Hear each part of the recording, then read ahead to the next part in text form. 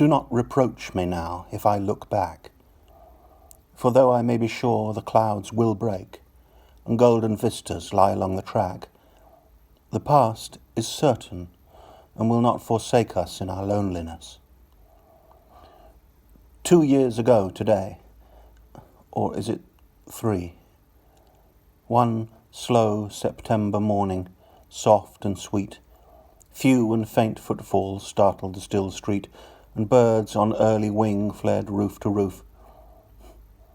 Surely it was but yesterday we heard from God's great spearheads, those unflinching spires, the slow and leisure-long cathedral chimes, announcing careless hours, unmindful times. There were 8 of us, bound for long-hidden townships in the marshes sleeping, bound for grey buttressed bridges, the team and 7 leaping, bound for the hills of Wales, their wary watch still keeping, away from the kilns and the chimneys, the work-won faces, away from the forge and the furnace, the grim and greenless places, to a land that had promise of beauty, to vales fair as those the exiled harpist sings, to leas and meadows, bursting water springs, and little castles, home of fallen kings. In the midday halt, in some late cornfield set with splendid sheaves, cider and chatter, fruit and laughter long, the past but a broken plaything, the future tomorrow's song. Then on, through that great country at noontide sleeping, pasture and fallow and orchard, coppice and brake, dingle and dell and hillock, barton and byre, church and alehouse and smithy, the tramp and the gypsy's fire, the pack-horse bridge over the stream, the willow-hung lake, and then to Ludlow, grey Gothic dream at last revisited, like some old print upon a library wall, from where the castle those fair fields arranged, 100 miles, 100 years unchanged. Then homewards,